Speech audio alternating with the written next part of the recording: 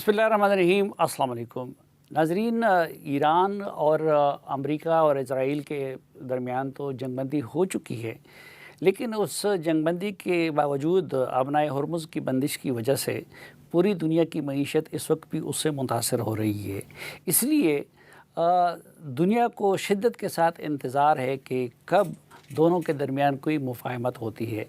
कल वज़ीर-ए-आज़म मियां शहबाज शरीफ साहब ने एक ट्वीट के ज़रिए ये खुशखबरी सुनाई कि वो मुआहदे के करीब पहुंच चुके हैं और अनकरीब दोनों ममालिक यानी अमेरिका और ईरान के माबैन मुआहदा होने वाला है। उसके बाद डोनाल्ड ट्रंप ने उनके ट्वीट को रीट्वीट किया, जिससे और भी ये उम्मीद जाग उठी कि शायद अनकरीब ये मुआहदा तय पा जाएगा। और बेसिकली वो पूरा मुआहदा तो नहीं है, और मेमोरेंडम ऑफ अंडरस्टैंडिंग हम उसको कह सकते हैं। इस्लामाबाद मेमोरेंडम ऑफ अंडरस्टैंडिंग के नाम से याद किया जाता है उसको, और उस पर इत्तेफाक राय पैदा करने के लिए पाकिस्तान भी कोशिश कर रहा है और कुछ और दोस्त ममालिक भी उनकी कोशिशें भी जारी हैं। फिर डोनाल्ड ट्रंप ने यहाँ तक कह दिया कि कल यानी इतवार के रोज़ उस पर दस्तखत हो जाएंगे, लेकिन आज पूरा दिन गुज़र गया और दस्तखत नहीं हुए। और आज शाम को जहाँ एक तरफ ईरान के बाज़ रहनुमाओं की तरफ से ऐसे बयानात आए कि आज कोई मुआहदा नहीं तय पा रहा है, वहाँ डोनाल्ड ट्रंप ने भी अब से थोड़ी देर बाद एक ट्वीट के ज़रिए बेरूत पर इज़राइल की बमबारी से इख्तलाफ ज़ाहिर किया, और साथ ही ये भी कहा कि ये ऐसे वक्त में किया गया इज़राइल की तरफ से ये हमला कि जब हम मुआहदे के बहुत करीब थे। क्या वाकई ईरान और अमेरिका मुआहदे के बहुत करीब हैं? अगर करीब हैं तो फिर ये मुआहदा हो क्यों नहीं पा रहा, और मुआहदे के तय पाने की सूरत में क्या नताइज होंगे, या मेमोरेंडम ऑफ अंडरस्टैंडिंग के बाद क्या होगा, और अगर मुआहदा तय नहीं पाता तो उस सूरत में हमें किन नताइज का सामना करना पड़ेगा। इन सवालों का और इससे मुताल्लिक़ दीगर सवालों का जवाब जानने के लिए आज हमने एक बार फिर ज़हमत दी है जनाब मुशाहिद हुसैन सैयद साहब को। किसी तारुफ का मोहताज नहीं है, चेयरमैन है पाक चाइना इंस्टीट्यूट के। जी मुशाहिद साहब, ये क्या हो रहा है? ये क्या मामला? देखिए, मुआहदा हो जाएगा ये अगले चंद दिनों में। मुआहदा तैयार है, उसमें पाकिस्तान ने कमाल कर दिया है सफारतकारी में और सुलह में, और दोनों तैयार हैं फरीक। लेकिन कुछ स्पॉयलर्स भी हैं। पहली दफ़ा तारीख़ में हुआ है, और मैं क्रेडिट देता हूँ ईरान को, कि अमेरिका और इज़राइल की बाकायदा लड़ाई हो गई है, और पब्लिक है वो, जिसकी कासी अभी आपने की कि जब उसने बॉम्बिंग की बैरूत की, नेतन्याहू ने तो ट्रंप ने तनकीद की। आज का इम्कान था, लेकिन आज ट्रंप की सालगिरह है, उसकी बर्थडे है। 80 साल के ट्रंप माशाल्लाह हो गए हैं आज। अच्छा। तो वो मेरे ख्याल में ईरानी नहीं चाहते थे उनको कोई बर्थडे गिफ्ट दे। अच्छा। कि आज के दिन जो बर्थडे है उनकी, उसी दिन वो इतना बड़ा एक अजीम कारनामा हो जाए, तो वो कहते थे कि थोड़ा सा एक इंतज़ार करवा दें। तो 80 साल के होने के बावजूद भी संजीदा नहीं हुए। वो कहते हैं जो बुनियादी आपकी फितरत हो या आदतें हो बचपन से होती है, वो कायम रहती है मुझे बूढ़ी उम्र तक भी। तो वो उनका स्टाइल भी वो है, और वो जिस तरीके से वो करते हैं वो चेंज नहीं हुआ। तो आप पर उम्मीद है कि हो जाएगा मुआहदा? ओ जी बिल्कुल, मैं ख्याल मुआहदा तैयार है बिल्कुल, और इस्लामाबाद MOU बिल्कुल फ्रेमवर्क भी तैयार है, और सिर्फ वो इलेक्ट्रॉनिक दस्तखत रहते हैं। और ईरानी भी नहीं चाहते, दो चीज़ें हैं ना, एक तो वो उन्होंने कहा कि जिनीवा आएँ, एक तो जिनीवा सिक्योरिटी रिस्क है उनके लिए आना, पूरा फ्लाई करना। दूसरा वो नहीं चाहते कि अपने अवाम के सामने किसी अमरीकी से हाथ में लाएं, क्योंकि वो मुआहदा अगर होगा इलेक्ट्रॉनिक होगा, कि जैसे जूम में आप इंटरव्यू में दे रहा हूँ, उसमें अच्छा। आपका चेहरा भी आ जाएगा, मेरा भी आ जाएगा, और साथ मेरे ख्याल में पाकिस्तान और कतर का भी होगा रोल, क्योंकि कलीदी किरदार पाकिस्तान का है, और कतर ने भी मुस्बत किरदार अदा कर रहा है, तो इलेक्ट्रॉनिकली हो जाएगा। अच्छा, ये हमने भी सुना था कि जी ईरानी जिनेवा जाने पे ज़्यादा कंफर्टेबल नहीं है, लेकिन उनकी तरजीह पाकिस्तान है, तो फिर पाकिस्तान क्यों नहीं? मेरे ख्याल में उन्होंने अब फैसला किया है कि पब्लिक देखिए पाकिस्तान भी 21 घंटे वो थे और कई घंटे वो एक ही कमरे में थे, जैसे आप और मैं इस कमरे स्टूडियो में हैं। हाँ। और कालीबाग की और जेडी वैंस की गुफ्तगू भी हुई, हाथ भी मिलाया, गालिबन अच्छी संजीदा गुफ्तगू हुई, लेकिन उन्होंने फ़ोटो नहीं लेने दी। वो समझते हैं कि उससे उनके अपने जो हल्का है ईरान के अंदर, उसमें भी हार्ड लाइनर्स हैं, तो वो कह रहे हैं कि जी आप बिक गए, आप डर गए, आप यरक गए। तो वो नहीं चाहते कि ईरान में उस किस्म का एक नया खलफशार पैदा हो जाए रूलिंग क्लास के अंदर। तो इस MOU में क्या है? इस MOU में सबसे बड़ी बात तो ये है कि जंगबंदी कायम रहेगी, कोई जंग नहीं। और ये बात तो हमने पिछले आपके प्रोग्राम में भी डिस्कस की थी कि जंग का कोई इम्कान नहीं, हालांकि बातें बड़ी हो रही थी। दोनों जंग नहीं चाहते, दोनों जंग अफोर्ड भी नहीं कर सकते, ना अमेरिका ना ईरान। दोनों का नुकसान भी बहुत हुआ है। ईरान का वैसे तबाही हुई है, अमेरिका का सियासी और माली और फौजी नुकसान बहुत हुआ है। तो दोनों बड़े वाज़ेह हैं कि उनको ज़रूरत है अमन की, और उसमें एक तो स्ट्रेट ऑफ हॉर्मस के खोलने की बात है। ईरान अपना वो लिफ्ट करेगा कंट्रोल और अमेरिका ब्लॉकेड ख़त्म करेगा। ठीक है जी। फिर जो है इसके साथ साथ ईरान के जो उनके अपने इश्यूज़ हैं, उनके लिए कोर इशू है इस वक्त जो पैसे उनके कब्ज़े में हैं, $24 बिलियन, 24 अरब डॉलर। उसमें से आधे तो कतर के बैंकों में हैं। अमेरिका ने वादा किया है कि बतदरीज उसकी वापसी होगी। एक खबर ये भी आई थी जो तरदीद की गई UAE वालों ने, हाँ, कि उन्होंने भी दिए थे।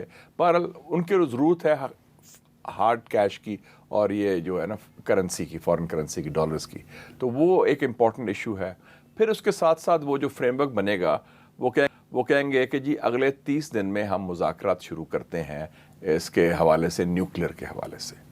न्यूक्लियर पर ईरान ये अनाउंस पहले कर देगा इसी इस्लामाबाद MOU में। ये इस्लामाबाद MOU है, बड़ी तारीखी मुआहदा है माशाल्लाह, कि हम न्यूक्लियर बॉम्ब नहीं बनाएंगे, ना हमारा इरादा है, ना हमारी सलाहियत है, ना हमारी कोई कोशिश होगी। ये वाज़े तौर पर। और जहाँ तक उनकी न्यूक्लियर एनरिचमेंट का ताल्लुक है, वो उसमें एग्रीमेंट हो जाएगा कि जी वो एनरिचमेंट जो उन्होंने की है वो बतदरीज ख़त्म की जा सकती है। इंटरनेशनल एटॉमिक एनर्जी एजेंसी के इंस्पेक्टर्स आएंगे, वो आके उसको डाइल्यूट करेंगे। वैसे भी वो वेपन्स ग्रेड तो नहीं, उससे न्यूक्लियर बॉम्ब नहीं बन सकता जो अभी तक उनके पास एनरिचमेंट का है। और फिर बाकी जो इश्यूज़ हैं वो अपने उसमें बैठ के वो तय करेंगे, नेगोशिएट टेक्निकल टीम्स करेंगी फिर बैठ के। अच्छा। और उसमें बुनियादी मुआहदा तो हो चुका है। सो अगर इशू क्या था साबी साहब, इशू था कि ईरान बॉम्ब ना बनाए। तो ट्रंप कह सकता है कि जी मैंने वाज़े कर दिया कि ईरान बिल्कुल कभी अभी न्यूक्लियर पावर नहीं बनेगा, तो ये मेरी बड़ी फतह होगी। और वो कहेंगे देखिए जी हमारी ये फतह होगी कि हमारा सिस्टम भी कायम रहा, हमारी हुकूमत भी कायम रही, और जो जारियत की थी अमेरिका और इजराइल ने मुश्तरका, वो नाकाम हो गई और हमारी बात मनवाई गई। और ये ईरान ने कहा था कि सीक्वेंसली करें, कि पहले फ़ेज़ में आप MOU करें, फिर टॉक्स करें, फ़ेज़ 1, फ़ेज़ 2, फ़ेज़ 3। तो अमेरिका ने वो बात मान ली।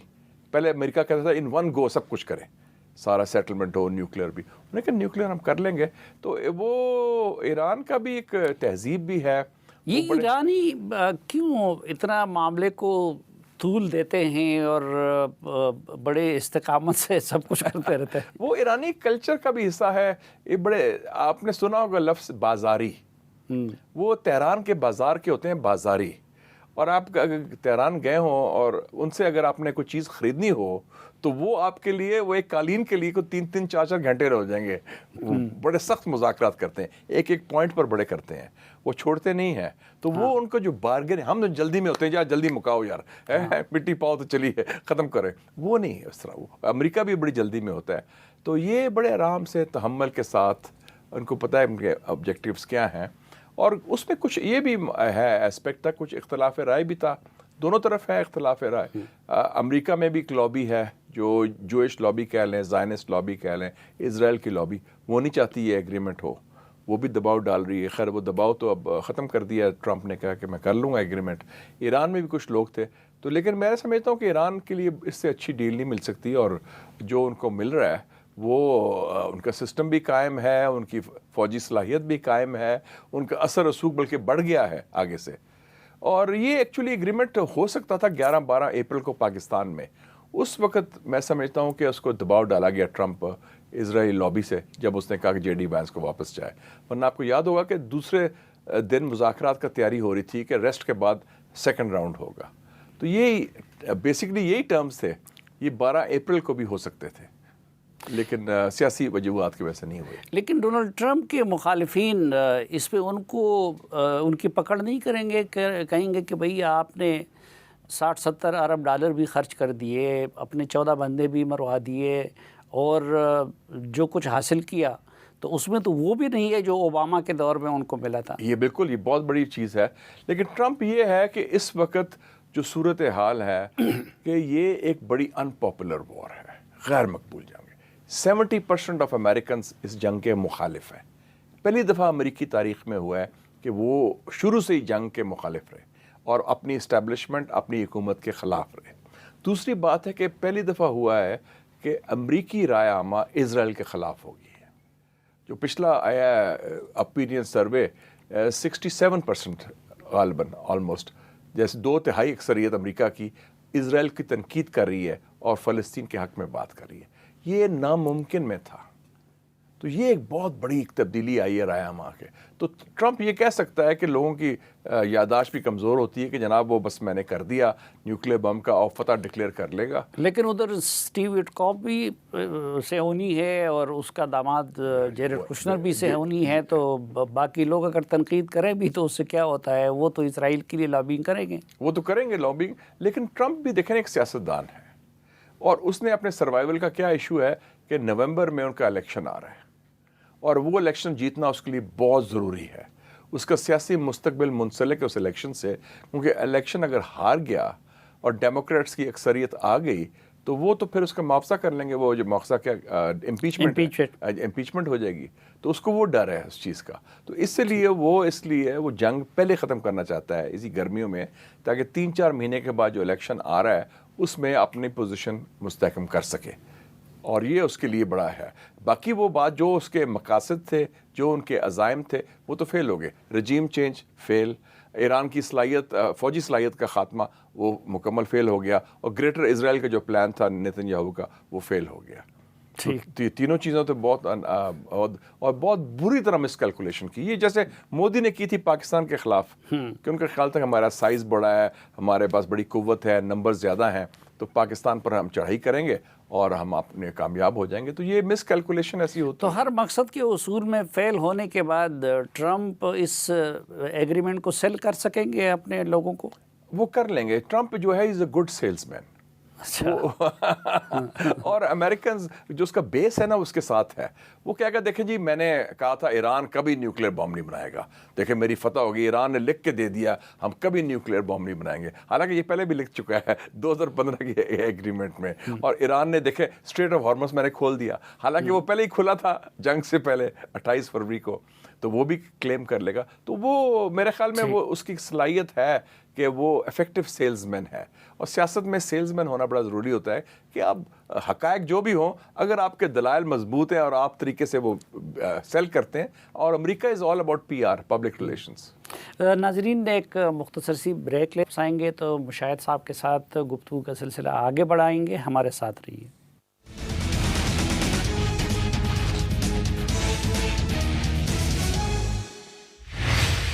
ایک بار پھر خوش آمدید آپ کو جرگے میں.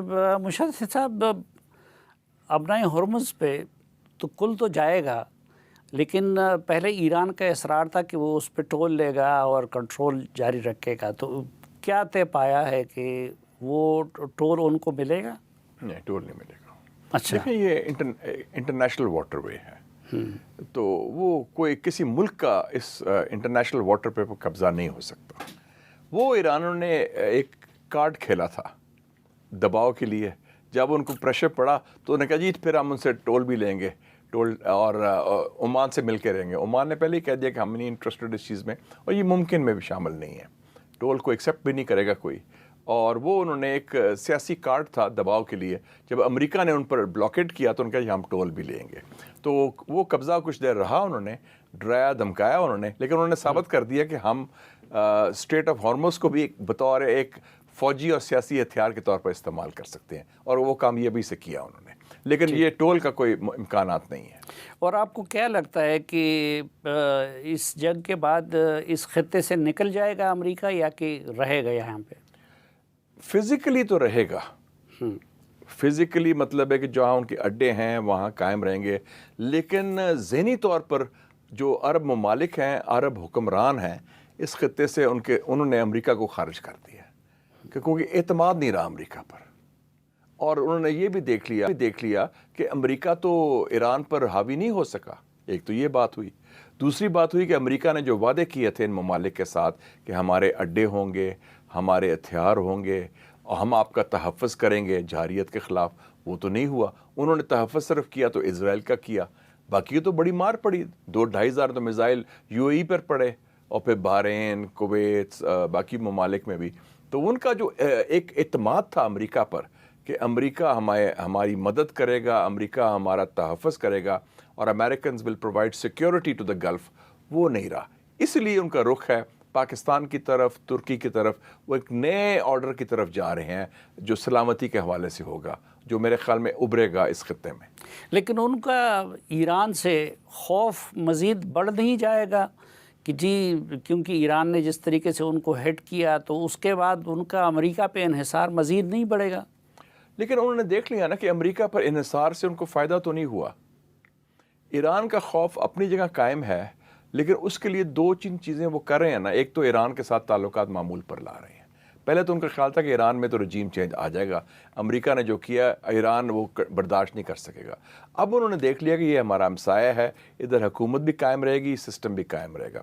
اور دوسرا میرے خیال میں وہ پاکستان جیسے ممالک کی اہمیت اور بڑھ گئی ہے، کیونکہ ہمارا تعلق ایران سے بھی بہت قریبی ہے، ہمارا تعلق ان خلیجی ممالک سے بھی بہت قریبی ہے، اور وہ کہیں گے پاکستان آپ ہمارے ساتھ مل کے ایران کے ساتھ تعلقات بہتر بنائیں اور ایک نیا قسم کا بیلنس قائم کریں جس میں ترکی بھی شامل ہوگا۔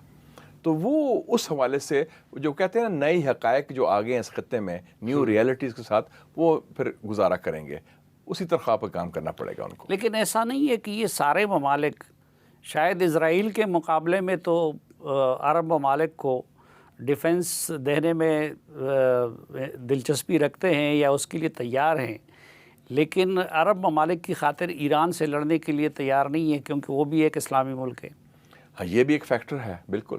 اور اسرائیل نے بھی ثابت کر دیا نا کہ اسرائیل نے جس قسم کی وہ رول ادا کیا، وہ ایک اپنی بدماشی اور بالادستی قائم کرنا چاہتا ہے۔ یہ جنگ اس جنگ کے بعد ہوئی ہے جو غزہ میں جینوسائڈ کیا انہوں نے، اور اس میں پوری مسلم دنیا نہیں بلکہ پوری انسانیت کو ہلا کے رکھ دیا اس جینوسائڈ نے۔ تو اسرائیل کا جو ایک مکروہ چہرہ ہے وہ ان کے سامنے آ گیا ہے کہ اسرائیل کے ساتھ ٹھیک ہے کچھ لوگوں نے تعلقات بھی بنائے ہیں، لیکن دل سے ان کو پتہ ہے کہ اسرائیل ہمارا دوست نہیں ہو سکتا، یہ ہمارا دشمن ہے، اور ان کے عزائم کیا ہیں گریٹر اسرائیل کے، وہ سامنے آ گئے ہیں۔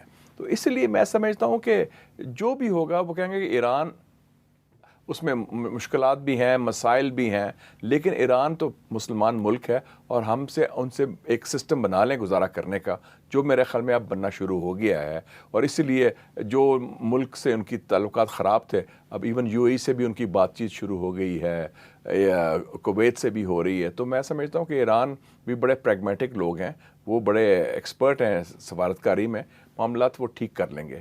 اور میں نہیں سمجھتا کہ ایران کا جو جارحانہ رول تھا، جو جنگ میں تھا، جو ایک رد عمل تھا اسرائیلی جارحیت کا اور امریکی اٹیک کا، وہ نہیں اب رہے گا ان کی طرف۔ لیکن ایران پہلے سے یہ بھی کہتا رہا ہے اور مسلسل کہتا رہا ہے کہ لبنان کو بھی معاہدے کا حصہ ہونا چاہیے، لیکن آج ہم نے دیکھا کہ آج بھی اسرائیل نے اس کی خلاف ورزی کی اور بیروت پہ حملہ کیا۔ تو کیا ڈونلڈ ٹرمپ ان کو روک سکیں گے، یا اگر نہیں روکتے تو پھر کیا اسرائیل اور ایران کی لڑائی جاری رہے گی؟ دیکھیں جی، ایک چیز بڑی واضح ہو جائے کہ ایران نے کہا ہے کہ لبنان اس کا حصہ ہے امن پروسیس کا، جس کو امریکہ نے بھی تسلیم کیا اور پاکستان نے بھی اس کی تائید کی۔ آپ کو یاد ہے جب 7 اپریل کو جو سیز فائر تھا، اس بیان میں آپ کو یاد ہے ٹرمپ نے بھی جو ٹویٹ کیا تھا، اس میں کہتا ہے انکلوڈنگ لیبنن، سارے۔ اس وقت ایک شخص ایک ملک ہے جو نہیں چاہتا امن، وہ اسرائیل ہے اور وہ نیتن یاہو ہے. یہ نیتن یاہو کی جنگ تھی اور نیتن یاہو گند کرنے کی پوری کوشش کرے گا. ابھی میں دیکھ رہا تھا ٹرمپ کا بیان بھی آیا ہے، اس نے مذمت کی ہے اسرائیل کی حملے کی. اس نے کہا کہ چاہیے روک دیں کیونکہ اس سے ہمارا جو ایران کے ساتھ معاہدہ ہو رہا ہے وہ متاثر ہو سکتا ہے. تو اس حوالے سے میں سمجھتا ہوں کہ پہلی دفعہ ایک امریکہ اور اسرائیل کے درمیان کچھ دوریاں بڑھ رہی ہیں. اور اسرائیل نے تو بلکہ اب کہنا شروع کر دیا، میں ان کا اخبار پڑھ رہا تھا، میں ٹائمز آف اسرائیل ابھی میں پڑھ کے آ رہا تھا، انہوں نے تو کہا کہ امریکنز ہیو بیک اسٹیپڈ اس، ہمارے تو پیٹھ میں چھڑا مار دیا ہے امریکنز نے، اور یہ کیا ڈیل کر دی ہے، ہم اس ڈیل کا حصہ نہیں ہے. تو اسرائیل تو بالکل مخالف ہے. تو اس میں یہ بھی ایک خدشہ ہے، یہ فیکٹر ان کر لیں کہ خدا نہ خواستہ یہ ٹرمپ اور پوری کوشش کر رہا ہے، لیکن اسرائیل بھی پوری کوشش کرے گا اس کو سیبوٹاج کرنے کی. اور اس کے بعد طریقے کیا ہیں، ایک تو لبنان کا ہے، ایک فالس فلیگ، کسی عرب ملک کو حملہ کرا دے، کہہ دے ایران نے کیا، اور تیسرا ہے اسرائیلی لابی امریکہ کے اندر جو بڑے بااثر ہے.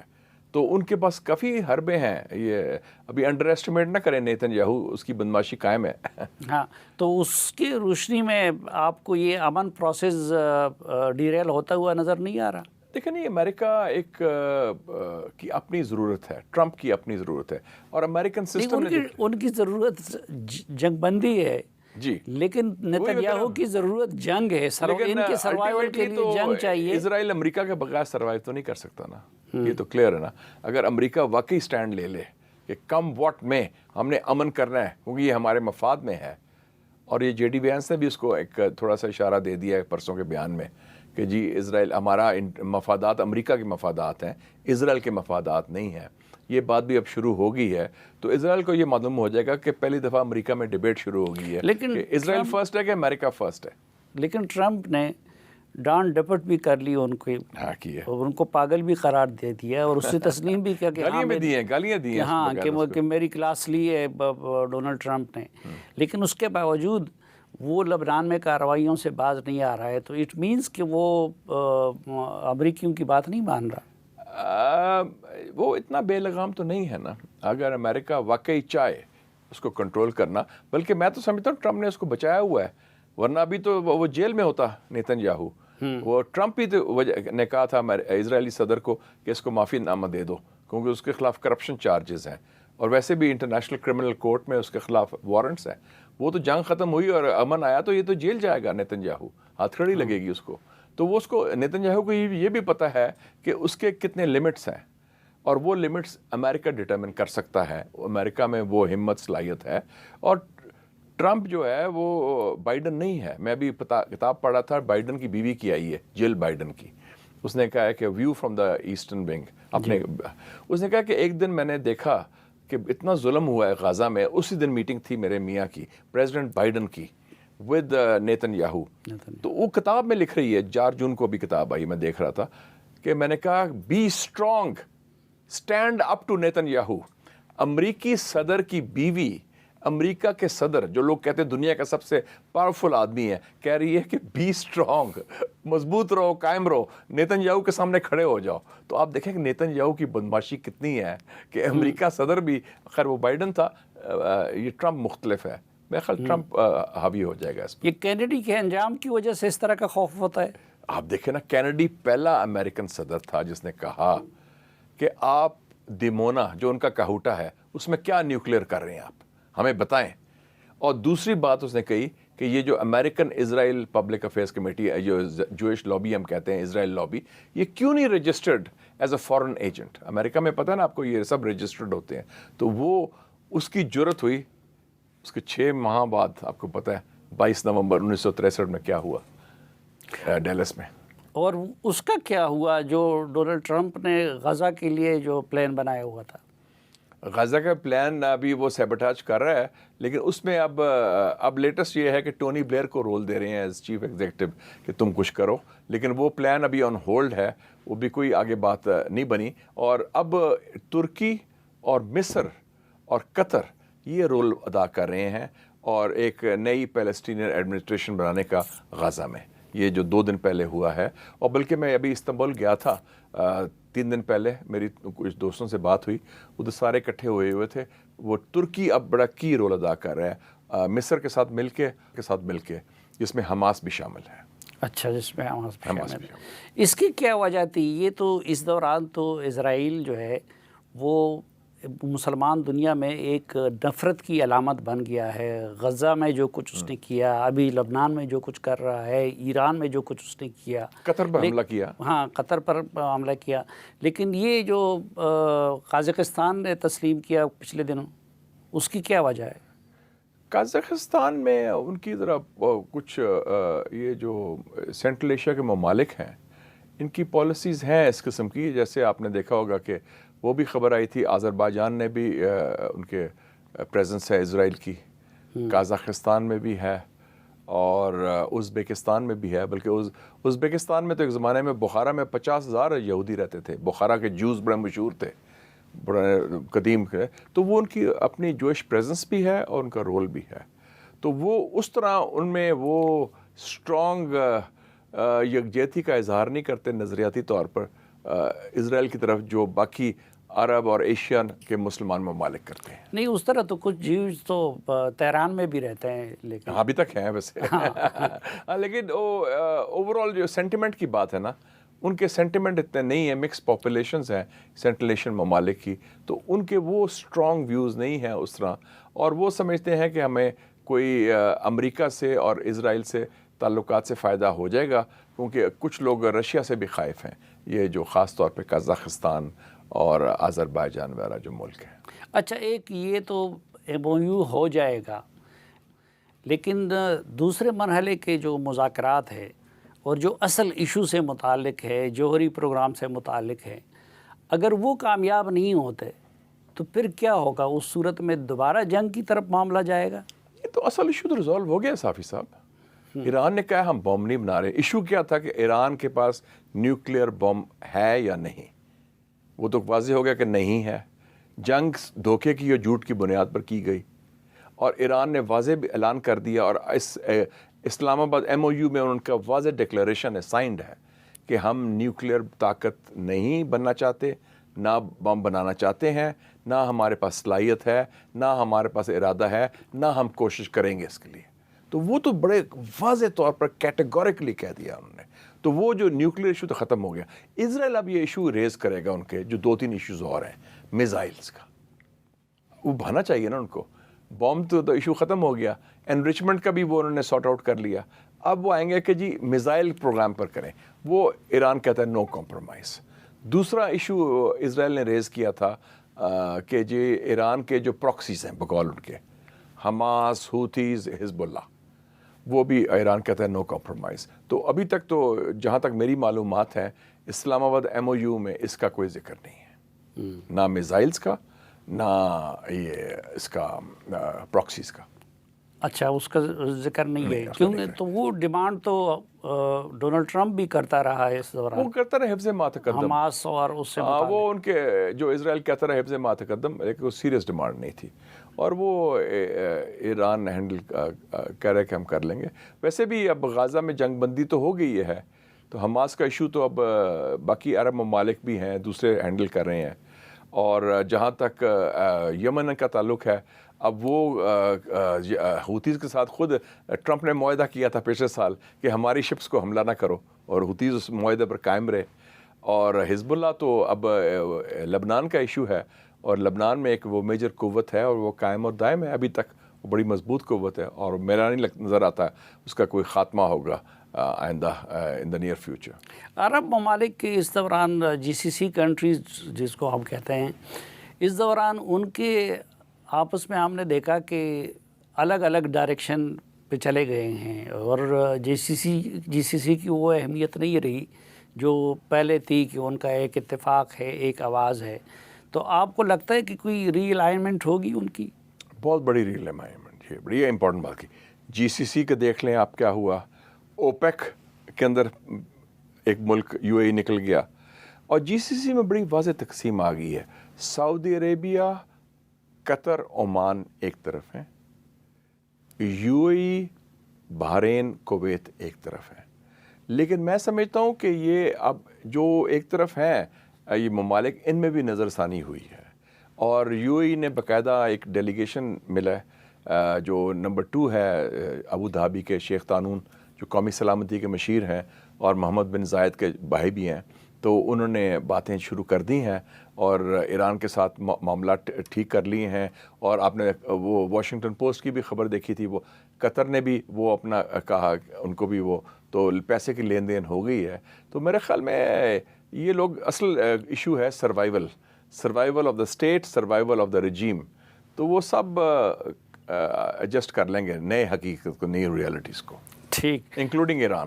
ناظرین ایک سرسی بریک اور واپس آئیں گے تو کچھ مزید گفتگو کریں گے اور یہ بھی جانیں گے کہ پاکستان ادھر تو ثالثی کر رہا ہے، لیکن خود پاکستان کو کن کن فرنٹس پہ کن کن چیلنجز کا سامنا ہے.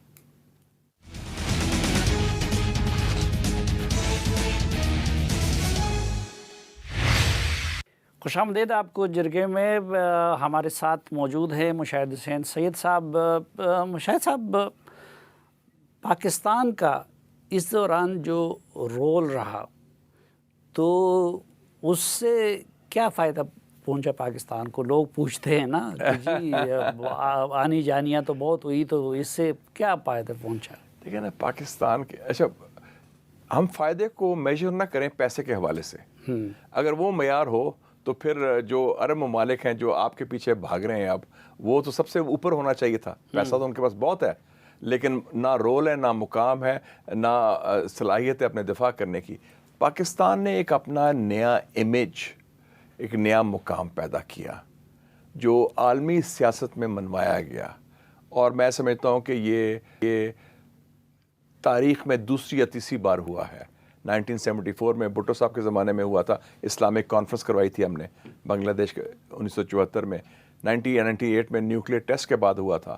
اور یہ ایک I would say these 3 were the finest are جو اب ہوا ہے کہ وہ مقام مل گیا ہے کہ آپ ایک محور اور مرکز بن گئے ہیں عالمی سفارتکاری کے، کہ ہم صلح کرا رہے ہیں. یو این نہیں کرا رہا، OIC نہیں کرا رہا، عرب لیگ نہیں کرا رہی، یورپین یونین نہیں کرا رہا. پاکستان جس پر اعتماد ٹرمپ کو بھی ہے، اور ٹرمپ کا اعتماد آسانی سے نہیں ملتا، اور ایرانیوں کا بھی اعتماد ہے، ایرانیوں کو بھی اعتماد آسانی سے نہیں ملتا، وہ بڑے شکی مزاج ہیں. دونوں کا بیک وقت ہے. اور ساتھ ساتھ روس، چین، ترکی، سعودی عربیہ، قطر وغیرہ بھی آپ کے ساتھ شامل ہیں اس میں، اور آپ کی وہ قیادت کہہ لیں، آپ کا رول کہہ لیں، اس کو تسلیم کر رہے ہیں. تو یہ تو ایک بڑا ایک نیا مقام مل گیا. میں ابھی ہو کے آیا ہوں 3-4 ممالک سے، نارتھ میسیڈونیا سے، وہ بلکان میں مقدونیہ جسے کہتے ہیں، جیسے الیگزینڈر دا گریٹ وہاں سے آیا تھا. ابھی میں ماسکو گیا ہوا تھا، ابھی میں گیا تھا اردوغان صاحب کو ملا. میں ترکی گیا ہوا تھا، ماسکو میں لاوروف کو ملا، رشین فورم. ہر بندہ پاکستان کی بات کر رہا ہے. پہلی بات ہی کہتا ہے بڑی مبارک ہو، پاکستان کا بڑا کلیدی کردار ہے، پاکستان کو مبارک ہو، اور پاکستان بڑا مثبت کردار ہے. تو ہمیں ایک دنیا کے نئے زاویے سے دیکھا جا رہا ہے کہ امن کے لیے ہم ایک پل ہیں امریکہ. اور صرف یہ نہیں کہ امریکہ اور ایران کے درمیان، ایک زمانے میں تھا چین اور امریکہ، اب اور یہ جنگ بندی بھی ختم کروائی ہم نے، ملاقات بھی ان کی کرائی 47 سالوں کے بعد، اور اپنا ایک نیا مقام پیدا کیا. تو میرے خیال میں سب سے بڑی بات ہوتی ہے ہر ملک میں، ہر ادارے کی اور یہ ہر شخص کی بھی، کہ میرا امیج کیا ہے، لوگ مجھے کس نظر. ڈونلڈ ٹرمپ تو یہ بھی کہہ رہا ہے، بار بار تسلیم کیا اس نے کہ میں نے پاکستان کے مطالبے پہ جنگ روک دی. دیکھ نا، وہ کہہ رہا ہے، بلکہ اس کے مذاق وہ کرنے شروع ہو گئے کہ جی میں نے پاکستان کے مطالبے میں یہ بھی کیا. وہ لوگوں نے ٹویٹ میں شروع کر دیا. تو یہ ایک زمانہ تھا صافی صاحب، چند سال پہلے کی بات ہی ہے، آپ منتیں کر رہے تھے کہ امریکہ سے فون نہیں آیا کسی کا. ہم ناراض تھے، کوئی سیکٹری فون کر دے آپ کو، بائیڈن کو تو چھوڑیں، ٹیلی فون کال نہیں آ رہی. وہ آپ کے ترجمان بن گئے ہیں. اس نے کہہ رہا ہے کہ جی آپ نے تو 11 جہاز گرائے ہیں. آپ پاکستان از اے فینٹاسٹک پیپل، ہماری لیڈرشپ کی تعریف کر رہا ہے، سول اور ملٹری دونوں کی. تو یہ ایک بڑی، اور ایران بھی کر رہا ہے. جب فیلڈ مارشل گئے تھے اپنا ایران 17 اپریل کو، تو انہوں نے جو ترانہ بنایا ان کے اعزاز میں، وہ آج تک میں نے ایران کی تاریخ میں نہیں دیکھا کہ کسی باہر کے لیڈر کے لیے اس قسم کا ترانہ بنایا جائے جو اتنے عزت و مقام دے. تو یہ ایک بڑا عزت اور مقام اور امیج، دنیا میں سب سے بڑی بات یہ ہوتی ہے. باقی چیزیں تو اس سے فلو کرتی ہیں نا. انڈیا کتنا بڑا ملک ہے، اب اس کی کہاں عزت کیا مقام ہے، وہ رو رہے ہیں اس وقت. سو آئی تھنک یہ ایک تو نمبر 1 ہے.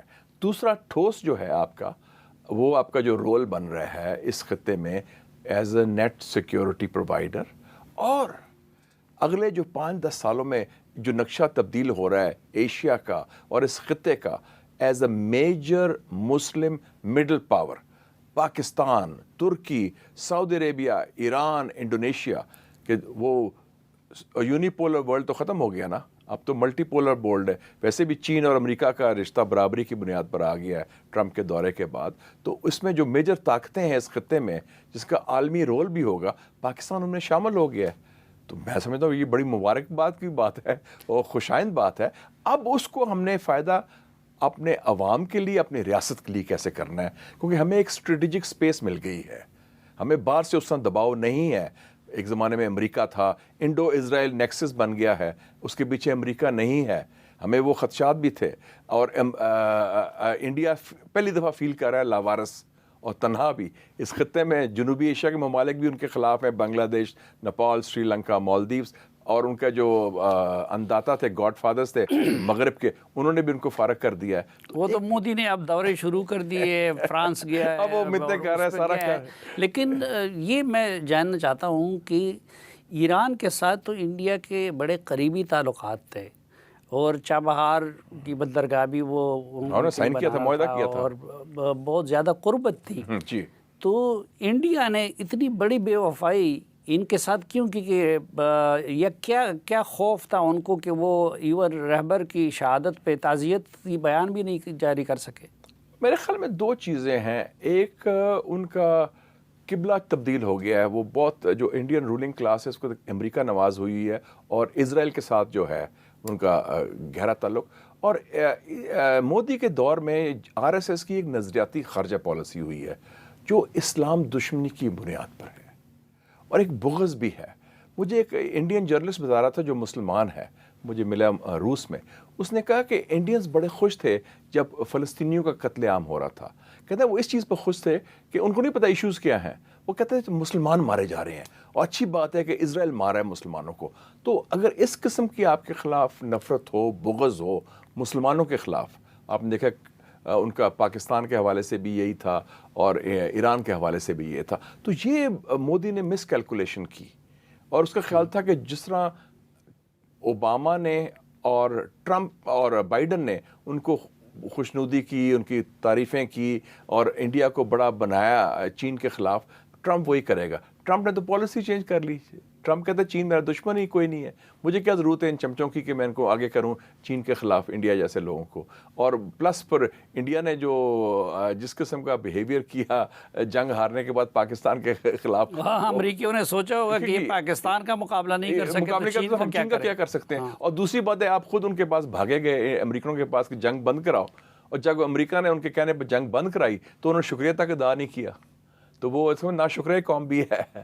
تو وہ اس سے تاثر بھی تبدیل ہو گیا انڈیا. یہ جو اسرائیل اور انڈیا کی قربت ہے، جی، یہ پاکستان کے لیے تھریٹ نہیں بن سکے گا؟ اللہ تعالیٰ کا فضل ہے. اگر خدا نخواستہ رجیم چینج ہو جاتا ایران میں اس جنگ کے نتیجے میں، تو اس کا مطلب اسرائیل کا بارڈر تو تافتان آ گیا نا. آپ کی کیا پوزیشن ہونی تھی؟ اور ہندوستان اور اسرائیل اکٹھے ہیں، اور ویسے بھی انہوں نے آپریشن شروع کیا ہوا ہے، بلوچستان کا جوائنٹ آپریشن ہے، بلوچستان اسٹڈیز پروجیکٹ، ہم نے ڈسکس بھی کیا تھا. تو یہ یس وہ خطرہ ضرور ہے، لیکن میں سمجھتا ہوں کہ وہ اس وقت وہ ٹل گیا ہے، کیونکہ امریکہ اس کو اتنی اہمیت نہیں دے رہا. امریکہ اس کے لیے باعث تقویت نہیں. یہ دونوں حکمران نیتن یاہو اور مودی مسلمان دشمن ہیں، دونوں آئسولیٹڈ ہیں، تنہا ہیں.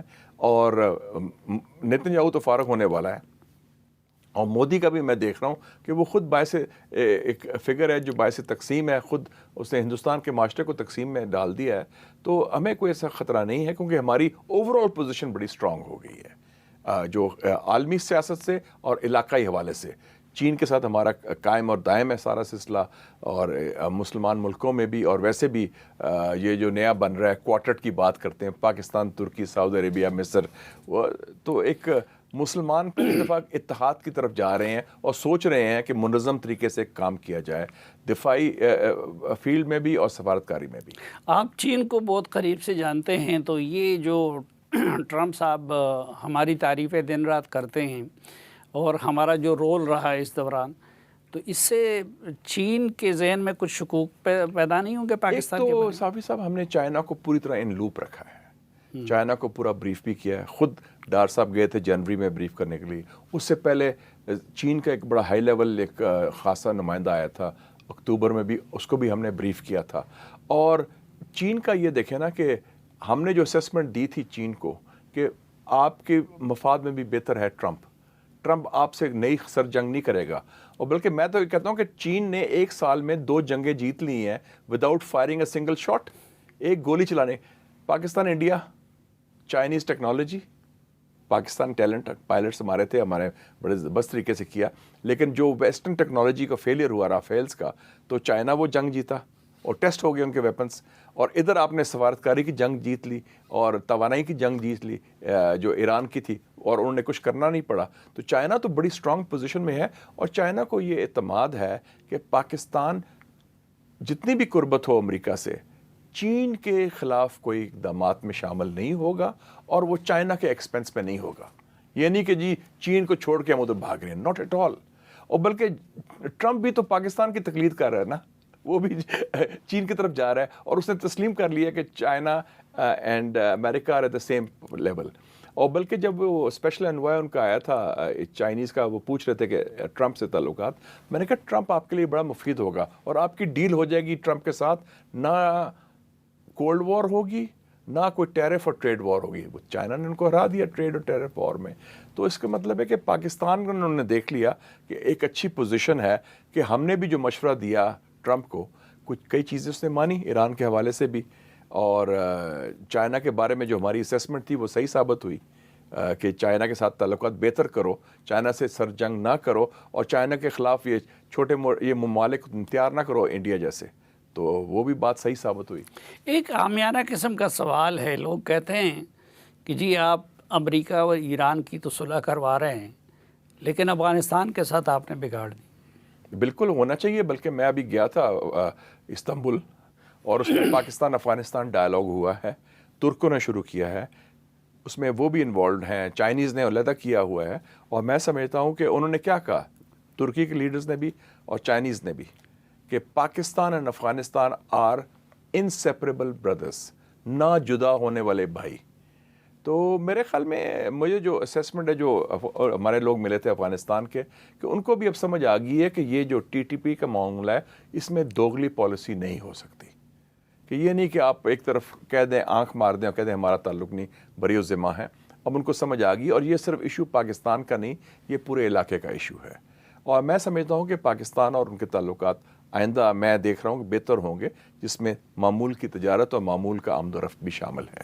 تو وہ روس، چین اور ازبکستان، تاجکستان، ترکمنستان اور ایران کا بھی یہ موقف ہے کہ افغان سرزمین سے کسی اور ملک، ہمسایہ ہو یا کوئی اور ملک ہو، اس کو عدم استحکام کا شکار نہیں ہونا چاہیے، اور دہشت گردی وہاں سے افغانستان سے ایکسپورٹ نہیں ہونی چاہیے۔ اور ایک اور ذہن میں سوال آتا ہے کہ ملک کے اندر جو امن و امان کی صورتحال ہے، بلوچستان کو آپ دیکھیں، اب آزاد کشمیر اس میں ایڈ ہو گیا ہے، جی آپ اور خیبر پختونخوا کو دیکھیں، تو ان حالات میں کیا ہم اپنی اس پوزیشن سے کوئی فائدہ اٹھا سکیں گے؟ میرے خیال میں جو یہ حالات کچھ واقعات کی بنیاد پر ہوئے ہیں، اور خاص طور پہ آزاد کشمیر کا ایک افسوسناک واقعہ ہے، اور میں سمجھتا ہوں وہ جلد بازی میں غلط فیصلہ ہوا ہے، اس کی تلافی ہونی چاہیے، اور جو ہم کہتے ہیں دست شفا، ہیلنگ ٹچ کی ضرورت ہے، اسپیشلی آزاد کشمیر ایک بیس کیمپ ہے، ہم ایسا کام نہ کریں جس کا فائدہ ہندوستان کو ہو، کیونکہ کشمیری تو ہمارا اپنا حصہ ہے، تو جگر کا حصہ ہے، they are part of our D N A, اور اس میں اس قسم کی غلط فہمی کا ہونا بھی، اور وہ فیصلہ غلط فیصلہ تھا، اور میرے خیال میں اس کو ریورس کر دینا چاہیے، اور مذاکرات، dialogue is the only way forward in Azad Kashmir. اور وہی میں بات کرتا ہوں، بلوچستان میں بھی دست شفا کی ضرورت ہے، اور کے پی کے ذرا حالات مختلف ہیں، دہشت گردی کوئی افغانستان سے بھی آتی ہے، لیکن ہمارے لیے بھی ضروری ہے کہ ایک مؤثر قسم کی کاؤنٹر ٹیررزم اسٹریٹجی، تو ہمارے جو 3 ایشوز ہیں لوکل وہ ہیں معیشت، لا اینڈ سیکیورٹی، اور تیسرا جو ہے ہیلنگ ٹچ، دست شفا۔ دست شفا۔ بہت شکریہ مشاہد حسین سعید صاحب ہمیں وقت دینے بات کرنے کے لیے۔